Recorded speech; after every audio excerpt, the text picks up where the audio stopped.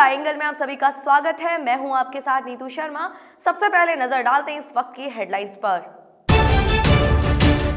राष्ट्रीय अधिवेशन में प्रधानमंत्री ने कांग्रेस पर साधा निशाना, कार्यकर्ताओं से चुनाव के लिए जी जान से जुटने का किया आह्वान। गुलाब चंद कटारिया होंगे प्रोटेम स्पीकर, राज्यपाल दिलाएंगे 14 जनवरी को राजभवन में शपथ। पुलिस ने कुख्यात अंतर्राज्यीय डकैत गिरोह का किया पर्दाफाश, सरगना सहित 6 बदमाश गिरफ्तार, बदमाशों से हथियार भी किए बरामद। और रोहित शर्मा के शतक पर फिरा पानी, ऑस्ट्रेलिया ने टीम इंडिया को 34 रन से दी मात। दिल्ली के रामलीला मैदान में बीजेपी के राष्ट्रीय अधिवेशन के दूसरे और आखिरी दिन प्रधानमंत्री नरेंद्र मोदी कांग्रेस पर जमकर बरसे। उन्होंने कहा कि जब वे गुजरात के मुख्यमंत्री थे तो कांग्रेस ने उन्हें 12 सालों तक परेशान किया, लेकिन उन्हें कानून और संस्थाओं पर भरोसा था। मोदी ने कांग्रेस पर देश की संवैधानिक संस्थाओं के अपमान का आरोप लगाया। बीजेपी कार्यकर्ताओं से चुनाव के लिए जी जान से जुटने का आह्वान करते हुए प्रधानमंत्री ने कहा कि यह लड़ाई सल्तनत और संविधान में आस्था रखने वालों के बीच की है। एक तरफ वे हैं जो किसी भी तरह अपनी सल्तनत बचाने की जुगत में हैं और एक तरफ हम हैं जो संविधान के लिए लड़ते हैं। पीएम मोदी ने महागठबंधन को लेकर भी विपक्षी पार्टियों पर निशाना साधा। मोदी ने कहा कि कांग्रेस के विरोध में खड़ी हुई और एक दूसरे का विरोध करने वाली पार्टियां आज एक व्यक्ति को हराने के लिए साथ आ रही हैं। प्रधानमंत्री ने कहा कि कांग्रेस की मानसिकता विकास के हर काम में बाधा पहुंचाने की है। उन्होंने कहा मेक इन इंडिया की बात हुई, जीएसटी की बात हुई, स्वच्छ भारत की भी बात हुई तो कांग्रेस विरोध करती है। कांग्रेस अपनी बैठकों में तो जीएसटी का समर्थन करती है, लेकिन इसके लिए मध्यरात्रि को बुलाए गए संसद सत्र का बहिष्कार करती है। समाजवादी पार्टी अध्यक्ष अखिलेश यादव और बहुजन समाज पार्टी सुप्रीमो मायावती ने साझा प्रेस कॉन्फ्रेंस की और इस कॉन्फ्रेंस में मायावती ने ऐलान किया कि उत्तर प्रदेश की 80 लोकसभा सीटों पर 38 पे बसपा और 38 पर सपा लड़ेंगी। साथ ही 2 सीटें अन्य पार्टियों के लिए रिजर्व रखी गई हैं। इसके अलावा अमेठी और रायबरेली की 2 सीटें कांग्रेस के लिए छोड़ दी हैं। मायावती ने कहा है कि अमेठी और रायबरेली की लोकसभा सीट कांग्रेस के साथ गठबंधन किए बिना ही पार्टी के लिए छोड़ दी है, ताकि बीजेपी के लोग कांग्रेस अध्यक्ष को यहीं उलझाकर ना रख सके। वहीं सपा अध्यक्ष अखिलेश यादव ने कहा कि बीजेपी की सरकार ने यूपी में जातिवादी सरकार बनाकर रख दिया है। मायावती ने कहा कि 25 साल बाद सपा और बसपा का गठबंधन बना है। यह प्रेस कॉन्फ्रेंस पीएम मोदी और अमित शाह की नींदें उड़ाएंगी। उन्होंने कहा कि उत्तर प्रदेश की जनता बीजेपी से त्रस्त आ गई है, इसलिए हमने गठबंधन कर चुनाव लड़ने का फैसला लिया है, जिससे किसी भी कीमत पर बीजेपी को केंद्र या राज्य की सत्ता पर आने से रोका जा सके। उन्होंने कहा कि कांग्रेस के समय घोषित इमरजेंसी लगी थी, जबकि बीजेपी के राज में अघोषित इमरजेंसी लगी हुई है। उन्होंने कहा कि सपा बसपा गठबंधन केंद्र में बीजेपी को नहीं आने देगा। राजधानी जयपुर के कोटखावदा थाना इलाके में व्यापारी के परिवार के साथ हुई डकैती की वारदात का पुलिस ने खुलासा कर दिया है। पुलिस ने इस मामले में आधा दर्जन बदमाशों को गिरफ्तार कर उनसे बड़ी संख्या में अवैध हथियार बरामद किए हैं। मामले का खुलासा करते हुए डीसीपी साउथ योगेश दादीच ने बताया कि कोटखावदा थाना इलाके के देहलाला गांव में बीती देर रात 7 अज्ञात बदमाशों ने छत के रास्ते घासीलाल के घर में प्रवेश किया। बदमाशों ने घर में मौजूद परिजनों से मारपीट कर ज्वेलरी छीन ली। जाग होने पर बदमाशों ने फायरिंग भी की, जिसमें भी एक शख्स घायल हो गया। उन्होंने बताया कि सूचना मिलने पर पहुंची पुलिस ने मामले की पड़ताल कर साउथ जिले की विशेष टीम का सहयोग लिया, जिसके बाद अंतर्राज्यीय गिरोह के सरगना नंद किशोर सहित 6 बदमाशों को गिरफ्तार किया गया है। 7 और 8 जनवरी की रात्रि को दलाला गांव है कोटखावदा थाने में, वहाँ नाटानी परिवार रहता है। उनके यहाँ करीब 7 से 8 लोग हथियार लेके घुस गए। जाग हुई तो उन्होंने फायर कर दिया। उसमें कुछ लोगों को चोट आई, मारपीट हुई, लोग बाहर इकट्ठे हो गए और रोकने की कोशिश की, उसमें रुके नहीं और वो लोग भाग गए। इस घटना में एक महिला का कान का बूंदा भी वो लोग छीन के ले गए, जिसमें उस लेडी के इंजरीज आई। पुलिस ने अवेलेबल जो भी हमारे सोर्सेज थे उनसे इन्वेस्टिगेशन किया और रात दिन काम करके उस गैंग को वर्कआउट किया। ये एक इंटर स्टेट गैंग है जो बेसिकली बावरी और बंजारा लोगों की मिलीजुली गैंग है। बावरियों ने ऑपरेशन किया और बंजारों ने शेल्टर दिए इसमें और रेकी कराई है। ये गैंग राजस्थान के अलावा हरियाणा में भी काम करती है। इस गैंग के कुल हमारे को 8 लोग अभी तक आइडेंटिफाई हुए हैं। 8 में से 5 लोगों को हमने अब तक राउंड अप किया है, इंट्रोगेशन उनसे चल रहा है। पुलिस ने बदमाशों के पास से कुछ हथियार भी बरामद किए हैं जो जयपुर से ही चुराए हुए हैं। पुलिस ने बदमाशों के पास से 3 देशी कट्टे, 29 जिंदा कारतूस, 1 दुनाली, 12 बोर बंदूक और 25 जिंदा कारतूस के साथ ही 3 पावर मोटर बाइक भी बरामद की है। पुलिस ने बताया कि ये गैंग राजस्थान के साथ ही अन्य कई राज्यों में ऐसी वारदातों को अंजाम दे चुकी है। इस गैंग से 2 बदमाशों की तलाश की जा रही है। वहीं अवैध हथियारों के संबंध में पूछताछ भी की जा रही है। उनके पास से हमें 4 वेपन्स मिले, 3 तो देशी कट्टे हैं, एक 12 बोर का गन है जो कि पिछले दिनों किसी पर्टिकुलर प्लेस से चोरी किया हुआ है। इनके पास 37 कार्टिजेस मिले टोटल, जिसमें 33 कार्टिजेस तो 8 mm है और 34 कार्टिजेस 12 बोर के मिले हैं। 67 कार्टिजेस हैं। 3 पावर मोटरसाइकिल्स मिली हैं जो ये वारदात के लिए यूज़ करते थे। इनमें से 2 का एस्टेब्लिश क्रिमिनल रिकॉर्ड हमको मिल गया है जो पहले इन्होंने वारदातें की।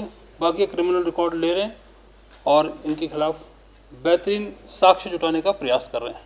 राजस्थान इंटेलिजेंस शाखा ने एक हनी ट्रैप मामले में एक जवान को गिरफ्तार किया है। इंटेलिजेंस शाखा ने जैसलमेर से जवान सोमवीर सिंह को गिरफ्तार किया। इंटेलिजेंस शाखा ने सोमवीर सिंह को जयपुर की विशेष अदालत में पेश किया, जहां से 18 जनवरी तक आरोपी को पीसी रिमांड पर भेजा गया है। सूत्रों की माने तो सेना का जवान सोमवीर लंबे समय से राजस्थान इंटेलिजेंस और आर्मी इंटेलिजेंस की रडार पर था। दरअसल राजस्थान इंटेलिजेंस और आर्मी इंटेलिजेंस शाखा को सेना के जवान सोमवीर द्वारा सेना की आंतरिक जानकारी सोशल मीडिया के जरिए एक महिला के साथ साझा करने की जानकारी मिली थी। सूचना को पुख्ता करते हुए आरोपी सोमवीर को गिरफ्तार किया गया। सूत्रों की माने तो सोमवीर फेसबुक और व्हाट्सएप के जरिए पाकिस्तानी खुफिया एजेंसी ISI की एक एजेंट को सेना की खुफिया जानकारी उपलब्ध करवा रहा था, जिसकी एवज में पाकिस्तानी खुफिया एजेंसी सोमवीर को धनराशि भी दे रही थी। ट्रेनिंग के समय से ही सोमवीर पाकिस्तानी महिला के संपर्क में था। राज्यपाल कल्याण सिंह सोमवार 14 जनवरी को राजभवन में गुलाब चंद कटारिया को 15वीं राजस्थान विधानसभा के सदस्य पद की शपथ दिलाएंगे। राज्यपाल सिंह ने कटारिया को 15वीं राजस्थान विधानसभा के लिए प्रोटेम स्पीकर की नियुक्ति को मंजूरी दी है। राज्यपाल सिंह ने 15वीं विधानसभा में निर्वाचित सदस्यों को शपथ दिलाने के लिए कटारिया के सहयोग के लिए भंवरलाल शर्मा, परसराम मोरदिया और महादेव सिंह को भी नामांकित किया है। मुख्यमंत्री अशोक गहलोत ने झुंझुनू जिले के निवासी स्वतंत्रता सेनानी सामलराम भारती के निधन पर शोक व्यक्त किया है।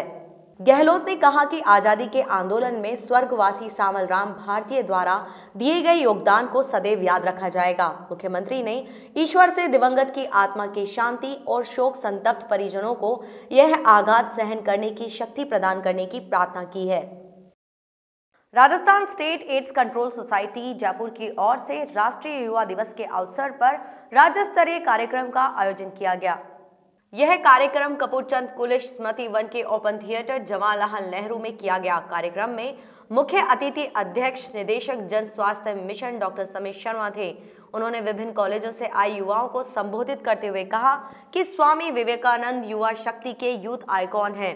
उन्होंने युवाओं को स्वामी विवेकानंद के दिए महामंत्र उठो जागो और तब तक मत रुको जब तक मंजिल प्राप्त न हो जाए के बारे में बताते हुए कहा कि जीवन में यह सफलता का मंत्र धारण कर अपने लक्ष्य के प्रति समर्पित रहें। डॉक्टर शर्मा ने कार्यक्रम में युवाओं को एड्स के प्रति समाज को जागरूक करने और नशे से दूर रहने का भी संकल्प दिलवाया। कार्यक्रम में राज्य के विभिन्न कॉलेजों से आए छात्र छात्राओं ने एड्स, भ्रूण हत्या विषय आधारित नुक्कड़ नाटक एवं नृत्य आदि रंगारंग कार्यक्रम की मनमोहक प्रस्तुति दी। छतरी एवं पतंग प्रतियोगिता के विजेताओं को मुख्य अतिथि ने पुरस्कार वितरण किया।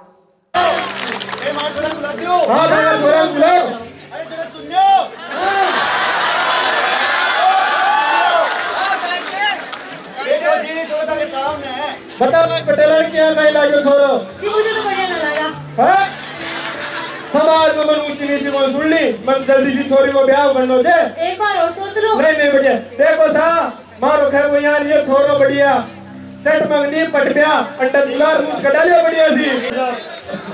अरे पंडित जी ए यार गया ना पंडित जी को बढ़िया सी मूर्ति निकाल दो ब्याह को जाओ साहब जो नया कुंडली ले लो।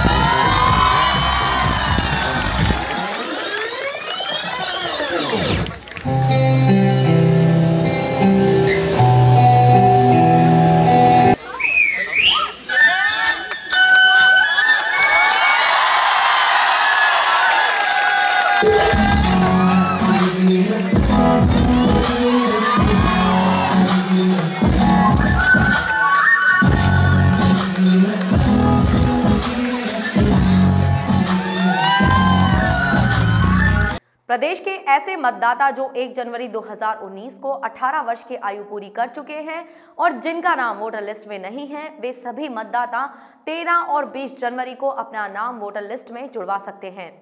निर्वाचन विभाग प्रदेश भर में इन 2 विशेष दिनों में मतदाता सूची नवीनीकरण अभियान 2019 के तहत मतदान केंद्रों पर कैंप आयोजित कर पात्र मतदाताओं के नाम जोड़ेगा। मुख्य निर्वाचन अधिकारी आनंद कुमार ने बताया कि विशेष संक्षिप्त पुनरीक्षण के तहत प्रदेश भर में 22 फरवरी तक नए नाम जोड़े जाएंगे और पूर्व में पंजीकृत मतदाता भी अपना नाम जांच कर जरूरी संशोधन करवा सकेंगे। उन्होंने कहा कि 13 जनवरी और 20 जनवरी को विशेष अभियान के तहत BLO नजदीकी मतदान केंद्रों पर प्रातः 9 बजे से सायं 6 बजे तक उपस्थित रहेंगे। इस दौरान संबंधित फॉर्म भरकर नाम जुड़वाया और संशोधित करवाया जा सकता है। सुप्रीम कोर्ट की ओर से जारी निर्देशों के अनुसार प्रदेश भर में इस साल की पहली राष्ट्रीय लोक अदालत का आयोजन किया गया। प्रदेश में भी राज्य विधिक सेवा प्राधिकरण की ओर से तालुका स्तर से लेकर हाईकोर्ट तक राष्ट्रीय लोक अदालत का आयोजन कर लाखों प्रकरणों का निस्तारण किया जाएगा। प्रदेश भर में आयोजित हो रही लोक अदालतों में पेंशन, सेवानिवृत्ति लाभ, NI एक्ट, पारिवारिक मामले, मोटर वाहन दुर्घटना अधिकरण के अवार्ड के विरुद्ध अपीलें व प्री लिटिगेशन जैसे तमाम राजीनामा योग्य प्रकरणों का निस्तारण हुआ। लोक अदालतों में इस बार 2,60,000 प्रकरण सूचीबद्ध किए गए। इसके साथ ही जयपुर व जोधपुर हाईकोर्ट पीठ में 10 बेंच भी गठित की गई हैं। बार और बेंच के संयुक्त प्रयासों से मुकदमों के अंबार को कम करने का प्रयास किया जा रहा है। इस बार भी राज्य सरकार लोक अदालतों में करीब 3100 मुकदमे वापस ले रही है। भारत और ऑस्ट्रेलिया के बीच वनडे सीरीज के पहले मैच में टीम इंडिया को ऑस्ट्रेलिया के हाथों 34 रनों से हार का सामना करना पड़ा। ऑस्ट्रेलिया के दिए 289 रनों के लक्ष्य का पीछा करते हुए टीम इंडिया निर्धारित 50 ओवर में 9 विकेट के नुकसान पर 254 रन ही बना सकी। टीम इंडिया के लिए रोहित शर्मा ने 133 रन और MS धोनी ने 51 रनों की पारी खेली। ऑस्ट्रेलिया के लिए जॉय रिचर्डसन ने सबसे ज्यादा 4 विकेट लिए, जबकि बेहरेनडॉर्फ ने 2 और मार्क स्टोइनिस ने 2 विकेट लिए। इस जीत के साथ ऑस्ट्रेलियाई टीम ने 3 मैचों की सीरीज में 1-0 की बढ़त बना ली। रोहित शर्मा और महेंद्र सिंह धोनी 51 के अलावा कोई भी भारतीय बल्लेबाज मैच में अपनी छाप नहीं छोड़ पाया। अंत में भुवनेश्वर कुमार ने एवरेजित 29 रन ने जरूर भारतीय प्रशंसकों का जरूर कुछ मनोरंजन किया। ऑस्ट्रेलिया के जेई रिचर्डसन ने 4, बेहरेनडॉर्फ और मार्कस स्टोइनिस ने 2-2 विकेट अपने नाम किए। इस मैच में भारत की शुरुआत बेहद खराब रही और उसके टॉप ऑर्डर के 3 बल्लेबाज तब पवेलियन लौट गए जब स्कोर बोर्ड पर टीम का स्कोर कुल 4 ही था। इस बुलेटिन में ये थी अभी तक की खास खबरें। जुड़े रहिए द एंगल के साथ। नमस्कार।